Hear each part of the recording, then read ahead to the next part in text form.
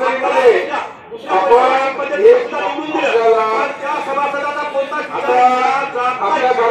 आपला कारखाना आता आपल्या लोकाई मागणीच्या कृपेने तुळजाभवानी मातेच्या कृपेने आपल्याला इथे तुळजाभवानी सहकारी साखर कारखाना आपला प्रायव्हेट कारखान्याबरोबर आपला सहयोगी तत्वावर करार झाला, शासनाने मान्यता दिली आणि आपल्याला आता आपल्या निदान कदाचित आपल्याला अडचणी आल्या, मी कारखाना चालू शकलो नाही, परंतु आपली एमआरपी शिल्लक राहिल्यामुळे हायकोर्टाने ऑर्डर केली होती आणि हा कारखाना विक्रीला करा, आपले सभासदांचे शेअर केले असते, भंगारच्या व्यापाऱ्यांनी टेंडर भरले होते सगळ्यात आता आणि एमआरपी मिळाली नसती, आपल्या शेतकऱ्यांचं केस पेमेंट केलं नसतं, कर्मचारी घरी बसले असते.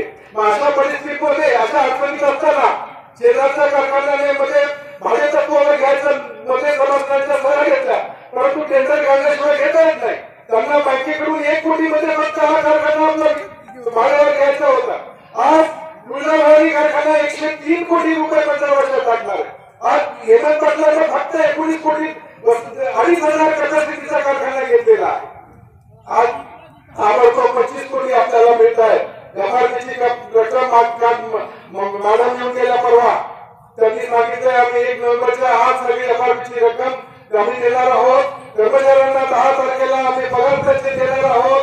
अशा परिस्थितीमध्ये आपल्याला दुसरे सभासदत्व गेलं असतं, आपलं संचालक पण गेलं असतं. अशा याच्यामध्ये सगळ्यात आपल्याला उत्तम उपाय म्हणून हा त्यांच्याबरोबर केलेला आहे. मी जरी पुढे सध्या मी कारखाना चालू शकलो नाही, तुम्हाला वाटतं माझ्यावर काहीतरी भ्रष्टाचार, मी जाणे पैसे प्रॉपर्टी विकून माझं खूप मोठं नुकसान झालंय. बँकेतून पैसे कर्जाने घेतलेले सगळ्यांना माहिती आहे, पण अशा परिस्थितीमध्ये मी कारखान्याचा पैसा कसा घेईन, ही गाडी घेतली नाही आणि प्रत्येक वर्षी आमचा सरकारी ऑडिटर असतो, एक हिशोब देत असतो. त्यामुळे तुम्ही दरवर्षी तक्रारी आमची घोडाळी पाटील करतात, तिथं चौकशी होते. त्यामुळे अजूनही सगळ्या ऑडिटरचा गव्हर्नमेंट ऑडिटरचा रिपोर्ट आहे. अजूनही कुठलीही चौकशी कशाला केस करायला तयार आहे. त्यामुळे सगळ्यांना विनंती आहे की आता हे सगळ्यांना राजकारणाने आणू नका. सगळ्या तुम्हाला काही लोकांनी सुपारी घेतली होती, कारखान्यात हायकोर्टात पिटिशन केलं, तो काही कसा बंद होईल आणि म्हणजे त्या कारखान्याला ऊस जाईल असं राजकारण केलं. गोरगरिबांचे ऊस जाणार नव्हते, आज ऊस उभे आहेत, गोरगावाचा आहे त्याचे पैसे एमआरपी. आज राजू पाटील आज 25 कोटी लागणारा माणूस घेऊया, आपण कॅन्सल करू. आपण तुळजाभवानी काढायला झालेला आहे. आपण 25 कोटी टाकणारा माणूस घेऊया.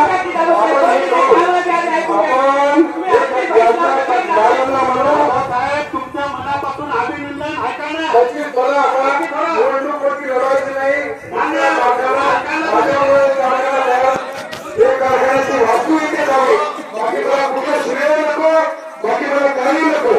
आणि आता गोलिका मॅडम चांगला सक्षमपणे कारखाना चालवणार आहेत, त्या स्वतः आल्या होत्या आणि सगळ्यांना शेतकऱ्यांना एक ऊस त्याला कारखाना राहणार आहे, त्यामुळे त्यांना 15 दिवसात देणार आहे. मी अपेक्षित ठरलो, मला नाही जमलं, पण आता हे 15 दिवसांनी घडतील, सगळ्यांचे पैसे मिळणार. 103 कोटी रुपये त्यांना द्यावे लागणार आहे. आता 2 शब्द बोलून आणि सगळ्यांनी मी सर्वांना विनंती करतो, हे समाजात पुढचे जे विषय सगळ्यांनी मंजूर म्हणून सगळ्यांनी करावं. राजकारण करू नका,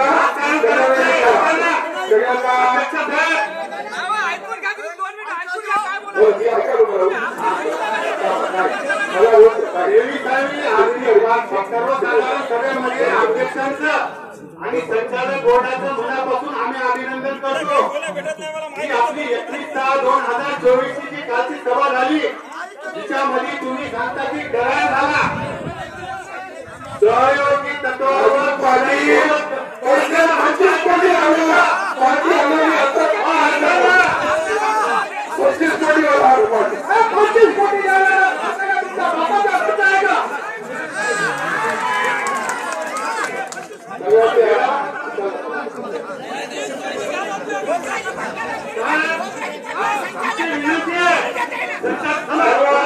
दोन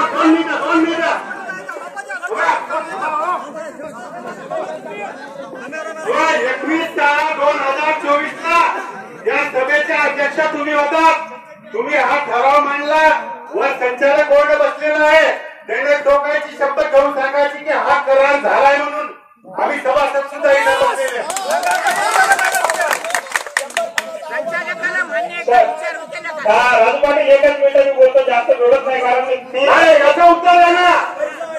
अहो 21/6 ही वार्षिक सर्वसाधारण सभा घेतली. अध्यक्ष साहेब टोकाईच्या तिथं होते, तुम्ही संचालक बोर्ड होता, तुम्ही सांगा की टोकाईची सभा झाली, करार मान्य झाला की नाही करावं. तिथे चौकशी झाली आहे, त्याला हायकोर्टात पिटिशन झालेलं आहे आणि ते तिथे लावून घेऊन बाजीराव देशमुख 23 हे लोक हायकोर्टात गेलेले आहेत. तिथे चौकशी होणार. झाला करार झाला की नाही याची चौकशी हायकोर्टात होणार आहे. त्याची चौकशी होणार आहे. आज तक्रार केलेली आहे. साहेब तुम्ही मला फक्त उत्तर द्या की 21 जी मीटिंग झाली याचा जर ठराव पारित झालाय, हा संचालक बोर्डानं सांगावं की पारित झाला म्हणून आम्ही उठून जातो.